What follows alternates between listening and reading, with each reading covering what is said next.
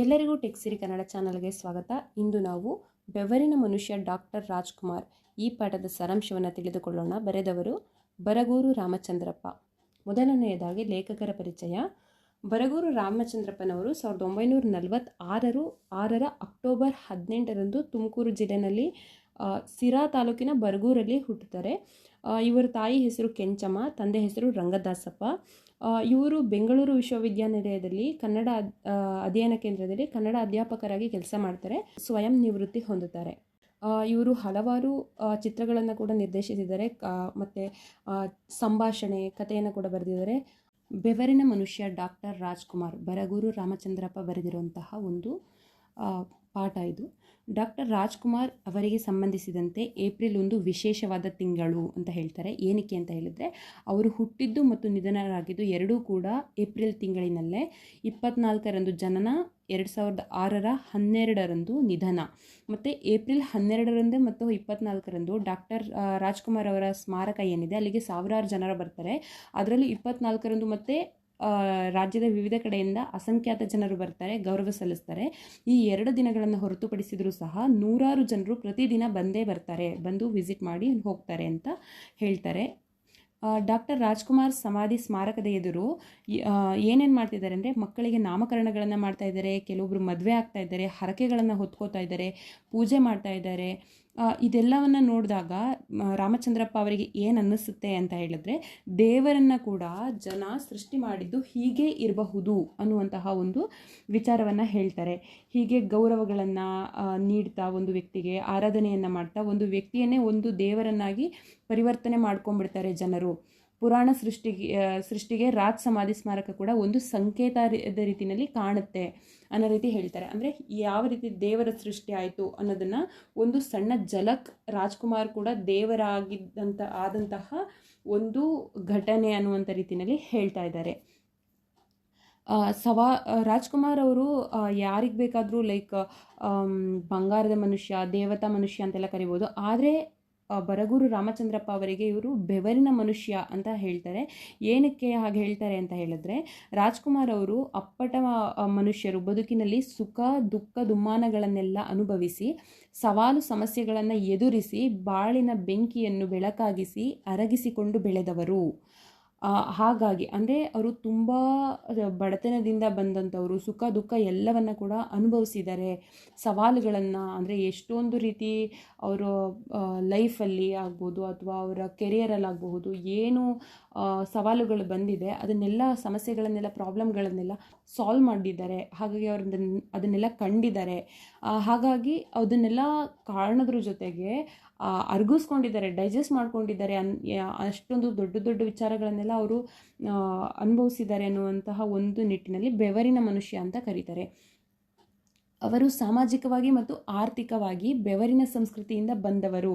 ಅಂದರೆ ಸಾಮಾಜಿಕವಾಗಿ ಅಂದರೆ ಸೋಷಿಯಲ್ ಆಗಿ, ಆರ್ಥಿಕವಾಗಿ ಅಂದರೆ ಫಿನಾನ್ಷಿಯಲ್ ಆಗಿ, ಎರಡೂ ರೀತಿಯಲ್ಲಿ ಕೂಡ ಅವರು ಬೆವರಿನ ಸಂಸ್ಕೃತಿಯಿಂದ ಅವರು ಬಂದವರು. ಅಂದರೆ ಕಷ್ಟಜೀವಿ ಅನ್ನುವಂತಹ ಒಂದು ಅರ್ಥದಲ್ಲಿ ಹೇಳ್ಬೋದು. ಶ್ರಮಜೀವಿ, ತುಂಬ ಡೆಡಿಕೇಟೆಡ್ ಆಗಿ ವರ್ಕ್ ಮಾಡಿ, ತುಂಬ ಹಾರ್ಡ್ ವರ್ಕ್ ಮಾಡಿ ಅವರು ಮುಂದೆ ಬಂದಂಥವ್ರು ಅಂತ ಹೇಳ್ಬೋದು. ಸಾಮಾಜಿಕವಾಗಿ ನಿರ್ಲಕ್ಷಿತ ನೆಲೆ ಅಂತ ಹೇಳಿದ್ರೆ, ಸೋಷಿಯಲಿ ನೆಗ್ಲೆಕ್ಟ್ ಆಗಿರುವಂತಹ ಒಂದು ಜಾಗ ಅನ್ನುವಂತಹ ಒಂದು ಅರ್ಥ. ಮತ್ತು ಆರ್ಥಿಕವಾಗಿ ದುರ್ಬಲ ನೆಲೆಗಳನ್ನು ಬೆನ್ನಿಗೆ ಕಟ್ಟಿಕೊಂಡು ಬೆಳೆದವರು. ಅಂದರೆ ಫಿನಾನ್ಷಿಯಲಿ ಕೂಡ ಅವರು ಸ್ಟ್ರಾಂಗ್ ಇರಲಿಲ್ಲ ಅಂದರೂ ಕೂಡ ಅವರು ಬೆಳೆದ್ರು, ಮುಂದೆ ಬಂದರು. ಹೇಗೆ ಅಂದರೆ ಶ್ರಮ, ಶ್ರದ್ಧೆ, ಸಂಕಲ್ಪ ಮತ್ತು ಪ್ರತಿಭಾ ಬದ್ಧತೆಗಳಿಂದ. ಅದನ್ನೇ ಹೇಳ್ತಿದ್ದಾರೆ, ಅವರು ತುಂಬ ಶ್ರಮಜೀವಿಯಾಗಿದ್ದು ಶ್ರದ್ಧೆಯಿಂದ ಕೆಲಸ ಮಾಡ್ತಾಯಿದ್ರು. ಮತ್ತು ಸಂಕಲ್ಪ ಅಂದರೆ ಒಂದು ನಿಖರವಾದ ಗುರಿ ಇಟ್ಕೊಂಡು ನಾನು ಮಾಡೇ ಮಾಡ್ತೀನಿ ಅನ್ನುವಂತಹ ಒಂದು ಛಲದಿಂದ ಅವರು ಮುಂದೆ ಬಂದರು. ಮತ್ತು ಅವರಲ್ಲಿ ತುಂಬ ಪ್ರತಿಭೆ ಇತ್ತು, ಪ್ರತಿಭಾ ಬದ್ಧತೆಗಳಿಂದ. ಅಂದರೆ ಅವರು ಒಳ್ಳೆಯ ಕಲಾವಿದ, ಹಾಡುಗಾರ, ನಟನೆಯಲ್ಲಿ ಕೂಡ ಎಕ್ಸ್ಪರ್ಟು. ಪ್ರತಿಯೊಂದು ವಿಚಾರದಲ್ಲಿ ಅವರನ್ನು ಮೀರಿಸೋದಕ್ಕೆ ಇನ್ನೊಬ್ಬರಿಂದ ಆಗಲ್ಲ ಅನ್ನುವಷ್ಟು ಅವರು ಅಚೀವ್ಮೆಂಟ್ಸ್ನ ಮಾಡಿದರು. ಮತ್ತು ಅವರು ಹೆಚ್ಚಿನದಾಗಿ ಏನು ಓದಿರಲಿಲ್ಲ, ಬರೀ 3ನೇ ತರಗತಿವರೆಗೆ ಮಾತ್ರ ಓದಿದ್ರು ಅನ್ನೋದನ್ನು ನಾವು ಕೇಳಿದ್ವಿ. ಆದರೂ ಕೂಡ ಇಷ್ಟು ಸ್ಪಷ್ಟವಾಗಿ ಇಂಗ್ಲೀಷ್ ಬಳಕೆಯನ್ನು ಮಾಡಿದ್ದು ಇದೆಲ್ಲ ಸಾಧನೆಯೇ ಹೌದು. ಏನಕ್ಕೆ ಅಂತ ಹೇಳಿದ್ರೆ, ನಾವು ಕನ್ನಡ ಮೀಡಿಯಮಿಂದ ಓದಿ ಬಂದಿದ್ದೀವಿ ಅಂದಾಗ ಇಂಗ್ಲೀಷಿಗೆ ಶಿಫ್ಟ್ ಆಗೋಕ್ಕಾಗಲ್ಲ, ಇಂಗ್ಲೀಷ್ ಮೀಡಿಯಮಿಂದ ಓದಿ ಬಂದಿದ್ದೀವಿ ಅಂದಾಗ ಕನ್ನಡಕ್ಕೆ ಶಿಫ್ಟ್ ಆಗಲಿಕ್ಕಾಗಲ್ಲ. ಲೈಕ್ ಲ್ಯಾಂಗ್ವೇಜ್ ಬ್ಯಾರಿಯರ್ ಇದೆ. ಆ ಲ್ಯಾಂಗ್ವೇಜ್ ಬ್ಯಾರಿಯರೇ ನಮ್ಮ ಲೈಫಲ್ಲಿ ಅಚೀವ್ ಮಾಡೋದಕ್ಕೆ ಎಷ್ಟೊಂದು ಸರಿ ಪ್ರಾಬ್ಲಮ್ನ ಕ್ರಿಯೇಟ್ ಮಾಡುತ್ತೆ. ಬಟ್ ಅವ್ರು ಅದನ್ನು ಕೂಡ ಮುಂದೆ ಬಂದಿದ್ದಾರೆ. ಸೊ ಇದನ್ನು ನಾವು ಎಷ್ಟು ಇನ್ಸ್ಪಿರೇಷನ್ ಆಗಿ ತಗೋಬೇಕು ಅಂತ ಹೇಳಿದ್ರೆ, ನಮ್ಮ ಸಕ್ಸಸ್ಗೆ ಕೂಡ ಇದು ಒಂದು ದಾರಿದೀಪ ಆಗಬೇಕು. ಅಂದರೆ ಅವರಲ್ಲಿದ್ದಂತಹ ಶ್ರಮ, ಶ್ರದ್ಧೆ, ಡೆಡಿಕೇಶನ್ ಏನಿದೆ ಅದೆಲ್ಲ ಕೂಡ ನಮ್ಮಲ್ಲೂ ಬರಬೇಕು.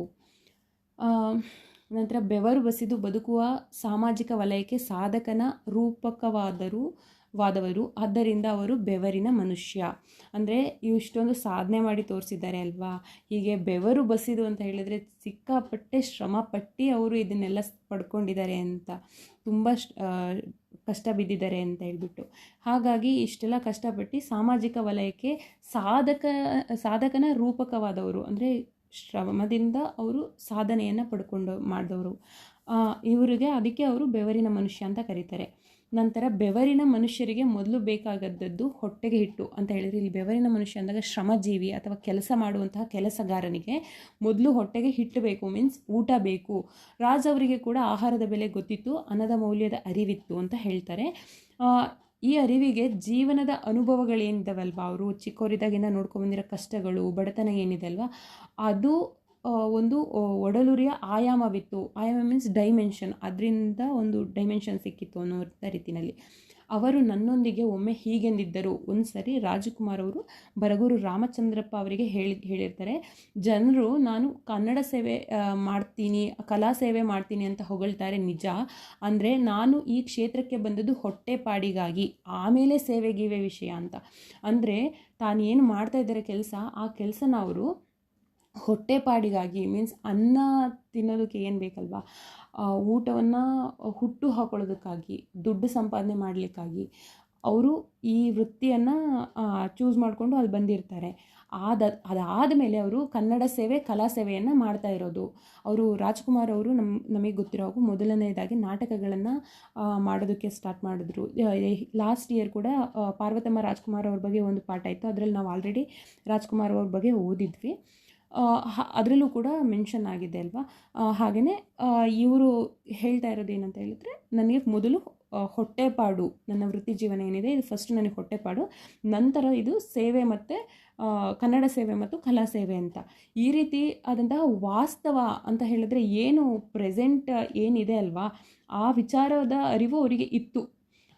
ಹಾಗಾಗಿನೇ ಅವರು ಇಷ್ಟು ದೊಡ್ಡದಾಗಿ ಬೆಳೆಯೋದಕ್ಕೆ ಕಾರಣ ಆಯಿತು. ಅನ್ನವನ್ನು ಅಮೂಲ್ಯ ಅಂತ ಹೇಳ್ಬಿಟ್ಟು ಗೌರವಿಸಿದ್ರು.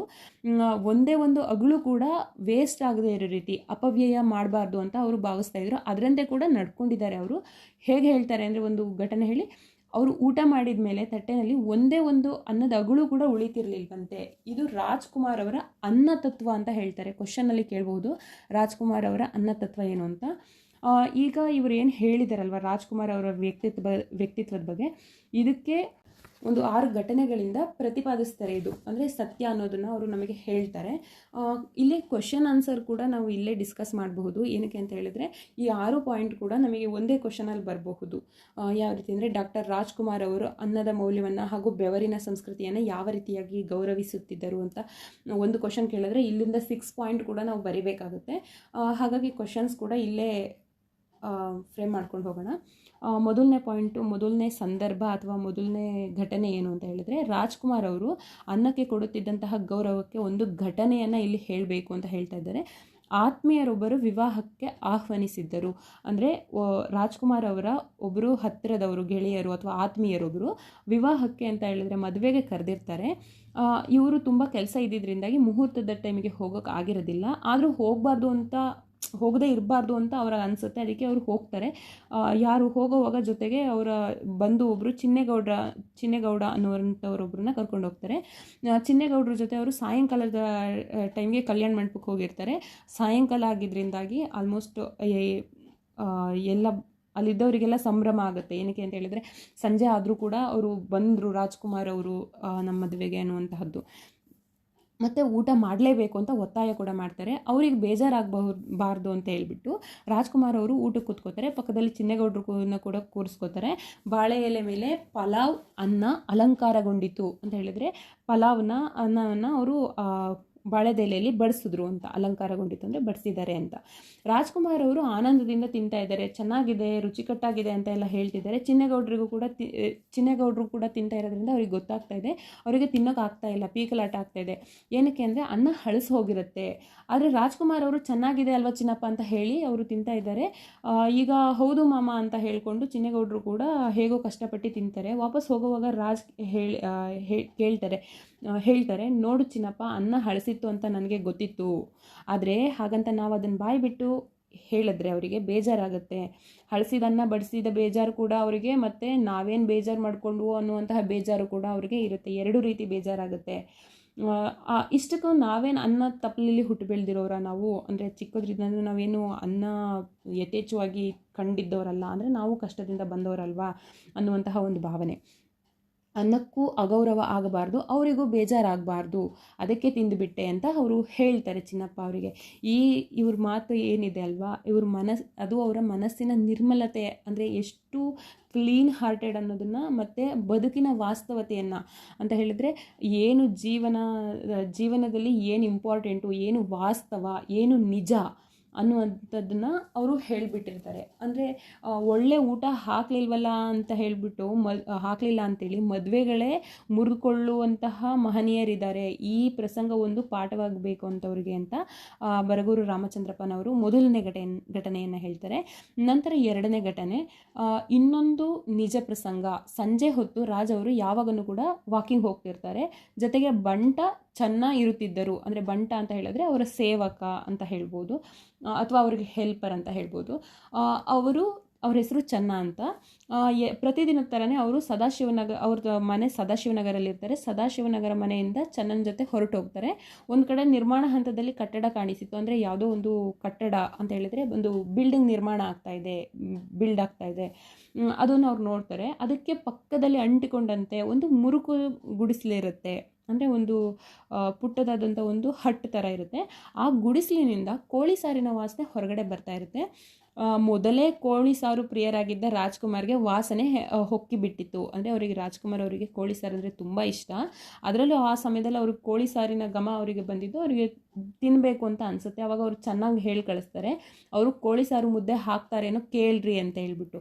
ಅವಾಗ ಅವರು ಹೇಳ್ತಾರೆ, ಅಣ್ಣ ಅವ್ರ ಮನೇಲಿ ನೀವು ಅಂತ ತಡವರಿಸ್ತಾರೆ. ಏನಕ್ಕೆ ಅಂದರೆ ನೀವು ಇಷ್ಟು ದೊಡ್ಡ ಸ್ಟಾರ್ ನಟರಾಗಿ ನೀವು ಗುಡಿಸಲಿಗೆ ಕೂಲಿ ಕಾರ್ಮಿಕರ ಮನೆಗೆ ಹೋಗಿ ನೀವು ತಿನ್ನೋದು ಉಂಟಾ ಅನ್ನುವಂತಹ ಒಂದು ಯೋಚನೆಯಲ್ಲಿ ಆತ ಕೇಳ್ತಾ ಇದ್ದಾನೆ. ಯಾಕ್ರಿ, ಅವರೇ ನಮ್ಮಂಗೆ ಮನುಷ್ಯರಲ್ವಾ, ನೀವು ಹೋಗ್ರಿ ಕೇಳ್ರಿ ಅಂತ ಹೇಳ್ಬಿಟ್ಟು ರಾಜ್ಕುಮಾರ್ ಅವರು ಹೇಳಿ ಕಳಿಸ್ತಾರೆ. ಅವರು ನಮ್ಮಂತೆ ಮನುಷ್ಯರು ಅನ್ನುವಂತಹ ಒಂದು ಭಾವನೆ ಅಷ್ಟು ದೊಡ್ಡ ಸ್ಟಾರ್ ನಟರಲ್ಲಿ ಇತ್ತು ಅನ್ನೋದೇ ದೊಡ್ಡ ವಿಚಾರ. ಅದು ಈಗಲೂ ಕೂಡ ಎಷ್ಟು ಸ್ಟಾರ್ ನಟರನ್ನು ನಾವು ನೋಡಿದ್ರೆ ಗಮನಿಸಿದ್ರೆ ನಾವು ನೋಡ್ಬೋದು, ಅವರಂತೂ ಎಲ್ಲ ಜನಗಳ ಜೊತೆ ಬೆರೆಯೋದು ಇಲ್ಲ, ಎಲ್ಲರಂತೆ ಇರೋದು ಇಲ್ಲ, ಅವ್ರು ಬೇರೆ ಸ್ಟ್ಯಾಂಡರ್ಡಲ್ಲಿ ಇರ್ತಾರೆ. ಬಟ್ ರಾಜ್ಕುಮಾರ್ ಹಾಗೆ ಇರಲಿಲ್ಲ ಅಂತ ಹೇಳ್ಬಿಟ್ಟು ಈ ಘಟನೆ ಮೂಲಕ ಹೇಳ್ತಿದ್ದಾರೆ. ಚೆನ್ನಾಗಿ ಗುಡಿಸಲೊಳಗಡೆ ಹೋಗಿ ಕೇಳ್ಕೊಂಡು ಬರ್ತಾರೆ. ಅವರು ಕೂಲಿ ಆಳುಗಳಿಗೆ ತುಂಬ ಸಂಭ್ರಮ ಆಗುತ್ತೆ, ಮತ್ತು ಆತಂಕ ಕೂಡ ಆಗುತ್ತೆ. ಅಯ್ಯೋ, ನಾವು ಎಲ್ಲಿ ಚೆನ್ನಾಗಿ ಅವ್ರನ್ನ ಟ್ರೀಟ್ ಮಾಡೋಕ್ಕಾಗಲ್ವೋ ಅಂತ ಹೇಳ್ಬಿಟ್ಟು. ಯಾಕೆಂದರೆ ಗುಡಿಸಲೊಳಗಡೆ ಅಲ್ವಾ, ಊಟಕ್ಕೆ ಹೆಂಗೆ ಕೂರಿಸೋದು, ಏನು ಮಾಡೋದು, ನಾವು ಗುಡಿಸಲೊಳಗಡೆ ಇದ್ದೀವಿ ಅನ್ನುವಂತಹ ಒಂದು ಭಾವನೆ ಅವ್ರಿಗೂ ಇರುತ್ತೆ. ಅಷ್ಟರೊಳಗೆ ರಾಜ್ ಒಳಗಡೆನೇ ಬಂದುಬಿಡ್ತಾರೆ. ನೆಲದ ಮೇಲೆ ಕುಳಿತುಕೋತಾರೆ. ಕೋಳಿ ಸಾರು ಮುದ್ದೆ ಕೊಡ್ತೀಯೇನವ ಅಂತ ಕೇಳ್ತಾರೆ ಆಕೆನ. ಆ ಹೆಣ್ಮಗಳು ಲಘು ಬಗೆನೆ ಅಂತ ಹೇಳಿದ್ರೆ ತುಂಬ ಖುಷಿಯಿಂದ ಫಾಸ್ಟಾಗಿ ಪಟ್ ಅಂತ ತಗೊಬಂದು ಹಳೆ ತಟ್ಟೆನಲ್ಲಿ ಊಟಕ್ಕೆ ಇಟ್ಕೊಡ್ತಾರೆ. ರಾಜವರಿಗೆ ಆನಂದದಿಂದ ಊಟ ಕೂಡ ಮಾಡಿ ಕೈ ಮುಗಿದು ಹೊರಟೋಗ್ತಾರೆ. ವಾಪಸ್ ಹೋಗೋವಾಗ ಮನೆಗೆ ಬಂದ ಕೂಡಲೇ ಇದ್ದಾರಲ್ಲ ಅವ್ರ ಬಂಟ, ಅವ್ರ ಕೈಲಿ ಒಂದಷ್ಟು ಹಣ ಕೊಟ್ಟು ಅವ್ರಿಗೆ ಕೊಟ್ಟು ಬಾರಪ್ಪ ಅಂತ ಹೇಳಿ ಕಳಿಸ್ತಾರೆ. ಏನಕ್ಕೆ ಅಂತ ಹೇಳಿದ್ರೆ ಅವರು ತುಂಬ ಬಡಸ್ತನದಲ್ಲಿ ಇರುವಂಥವ್ರು. ಅವರಿಗೆ ಒಂದು ಹೊತ್ತಿನ ಊಟಕ್ಕೆ ಕೂಡ ಅವರು ಕಷ್ಟಪಟ್ಟು ದುಡ್ದು ಮಾಡ್ತಿರ್ತಾರೆ. ಅಂಥದ್ರಲ್ಲಿ ಅವ್ರ ಮನೆ ಊಟನ ಇವ್ರು ಮಾಡ್ಕೊಂಬಂದಿರ್ತಾರೆ ಅಂದಾಗ ಅಟ್ಲೀಸ್ಟ್ ಅವ್ರಿಗೆ ದುಡ್ಡು ಕೊಡಬೇಕು ಅನ್ನುವಂತಹ ಒಂದು ಯೋಚನೆ. ಏನಕ್ಕೆ ಅಂದರೆ ಇವರು ಕಷ್ಟದಿಂದ ಬಂದಿದ್ದರಿಂದ ಅವರಿಗೆ ಅದರ ಅರಿವು ಇರುತ್ತೆ ಅನ್ನುವಂತಹ ಒಂದು ವಿಚಾರವನ್ನು ನಾವಿಲ್ಲಿ ನೋಡಬಹುದು. ನಂತರ ಮೂರನೆಯ ಘಟನೆ ಇದು ಚಿತ್ರೀಕರಣ ಸಂದರ್ಭದಲ್ಲೂ ಕೂಡ ಅಷ್ಟೇ ರಾಜ್ಕುಮಾರ್ ಅವರು ಯಾವಾಗಲೂ ಕೂಡ ಇದೇ ಬೇಕು ಅದೇ ಬೇಕು ಅಂತ ಒತ್ತಾಯ ಮಾಡ್ತಾ ಇರಲ್ಲ. ಬೆಂಗಳೂರಲ್ಲಿ ಅವ್ರ ಮನೆ ಮನೆ ಮಾಡಿದ ಮೇಲೆ ಬೆಂಗಳೂರಲ್ಲಿ ಚಿತ್ರೀಕರಣ ಇದ್ದಾಗ ಮಾತ್ರ ಅವ್ರು ಒಂದೊಂದು ಸರಿ ಮಾತ್ರ ಮನೆಗೆ ಹೋಗಿ ಊಟ ಮಾಡ್ಕೊಂಡು ಬರ್ತಿರ್ತಾರೆ. ಇಲ್ಲ ಅಂದರೆ ಅವರು ಎಲ್ಲರಂತಲೇ ಚಿತ್ರೀಕರಣ ಸ್ಥಳದಲ್ಲಿ ಏನು ಫಿಲ್ಮ್ ಶೂಟಿಂಗ್ ಆಗ್ತಿರುತ್ತೆ ಅದೇ ಸ್ಥಳದಲ್ಲಿ ಅವರು ಊಟವನ್ನು ಮಾಡ್ತಾ ಇರ್ತಾರೆ.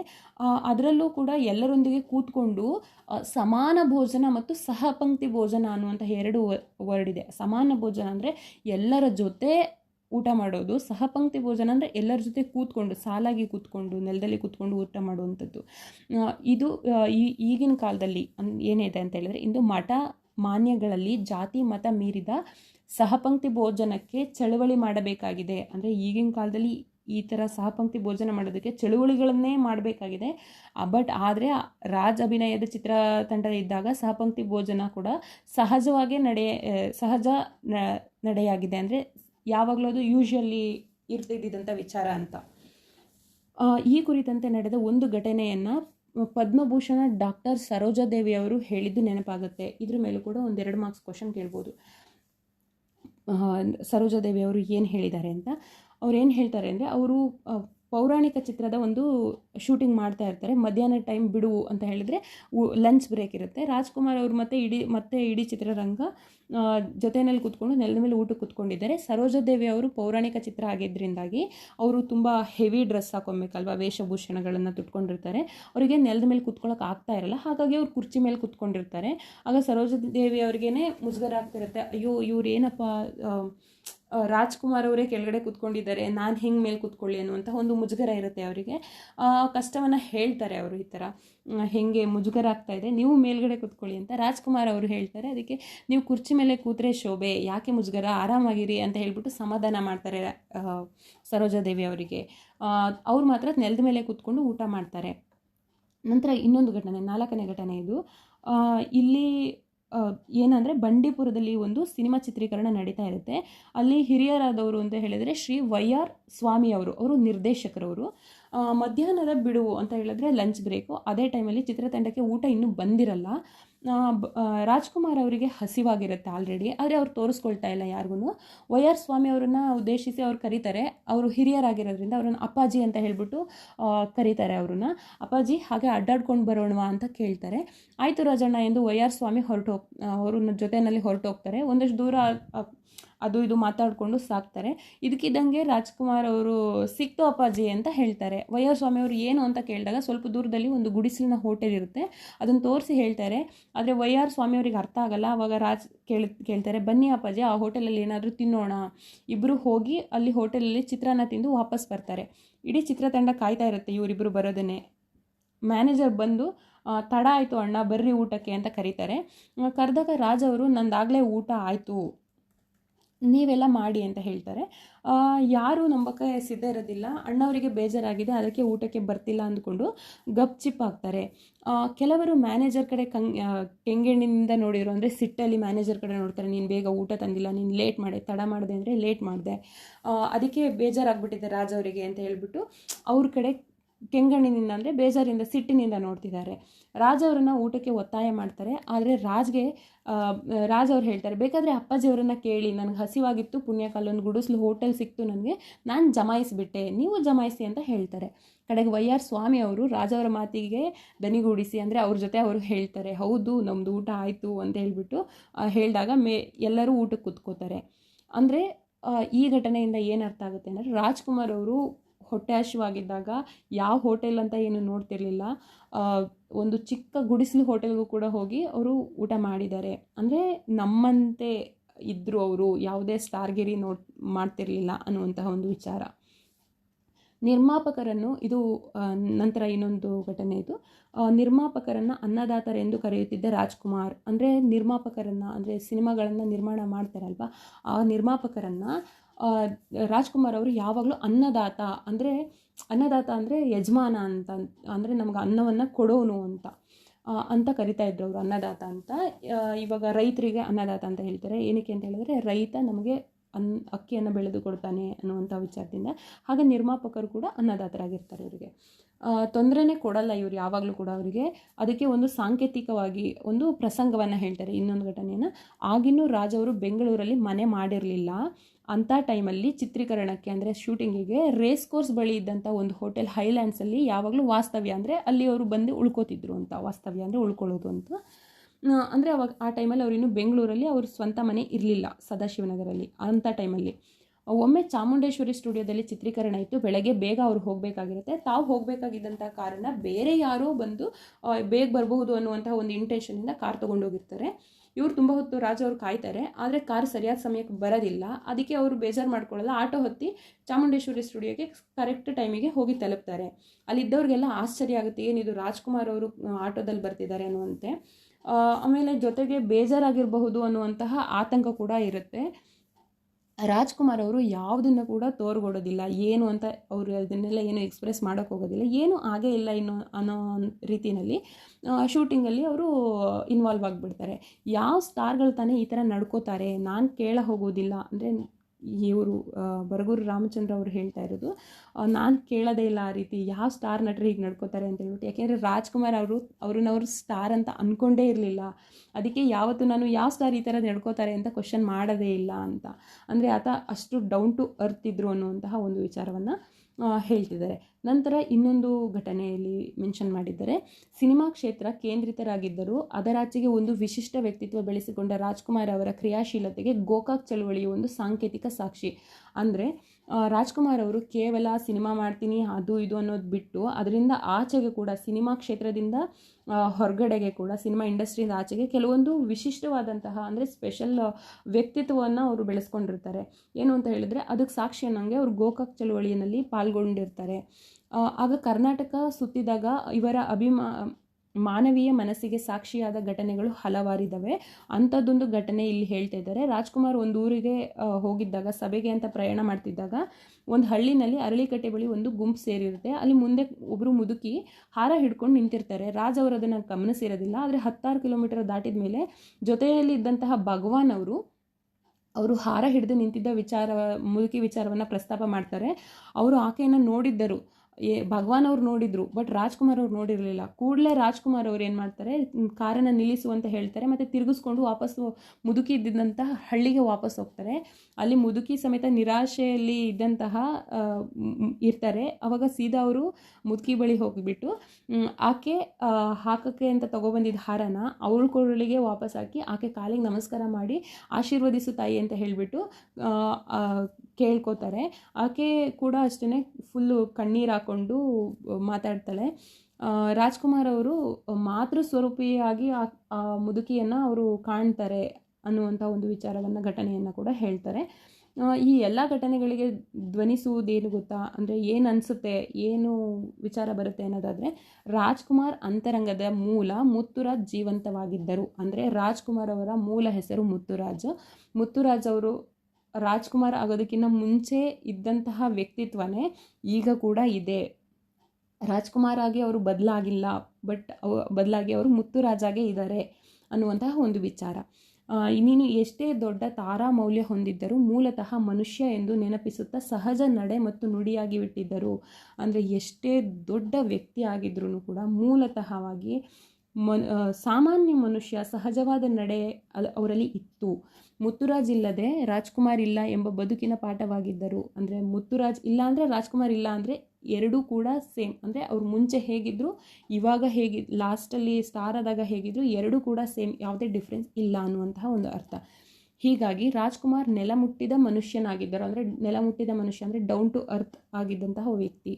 ಆದ್ದರಿಂದಲೇ ನನಗವರು ಅಂದರೆ ಬರಗೂರು ರಾಮಚಂದ್ರಪ್ಪನವರಿಗೆ ಸಾಮಾನ್ಯರ ಅಸಾಮಾನ್ಯ ಮನುಷ್ಯ ಅಂತ. ಸಾಮಾನ್ಯ ಅಂದರೆ ಕಾಮನ್ ಮ್ಯಾನು, ಅಸಾಮಾನ್ಯ ಅಂದರೆ ಸ್ಪೆಷಲ್ ಆಗಿ ಇರುವಂಥದ್ದು. ಕಾಮನ್ ಪರ್ಸನ್ಗಳಲ್ಲಿ ಅವರೊಬ್ಬರು ಸ್ಪೆಷಲ್ ಆಗಿರುವಂತಹ ವ್ಯಕ್ತಿ ಅಂತ, ಅಂದರೆ ಬೆವರಿನ ಮನುಷ್ಯ. ಹಾಗೆ ಕ್ವಶನ್ಗಳು ಇನ್ನೇನು ಕೇಳ್ಬೋದು ಅಂದರೆ, ಸಹಪಂಕ್ತಿ ಭೋಜನವನ್ನು ಕುರಿತು ಕೇಳ್ಬೋದು, 2 ಮಾರ್ಕ್ಸಿಗೆ ಕೇಳ್ಬೋದು. ಸರೋಜಾದೇವಿ ಅವ್ರ ಮಾತುಗಳನ್ನು ಕೇಳ್ಬೋದು, ಅದು ಕೂಡ 2 ಮಾರ್ಕ್ಸಿಗೆ ಕೇಳ್ಬೋದು. ಅದು ಬಿಟ್ಟರೆ ಲಾಂಗ್ ಆನ್ಸರಲ್ಲಿ ಪೂರ್ತಿ 6 ಘಟನೆಗಳನ್ನು ಬರೆಯುವಂತಹ ಕ್ವಶನ್ನೇ ಬರಬಹುದು. ಅನ್ನತತ್ವವನ್ನು ವಿವರಿಸಿ, ಯಾವ ರೀತಿ ಗೌರವಿಸ್ತಾ ಇದ್ರು ಸಂಸ್ಕೃತಿಯನ್ನು, ಬೆವರಿನ ಸಂಸ್ಕೃತಿಯನ್ನು ಮತ್ತು ಅನ್ನದ ಮೌಲ್ಯವನ್ನು ಅನ್ನುವಂತಹ ಒಂದು ವಿಚಾರ. ಧನ್ಯವಾದಗಳು.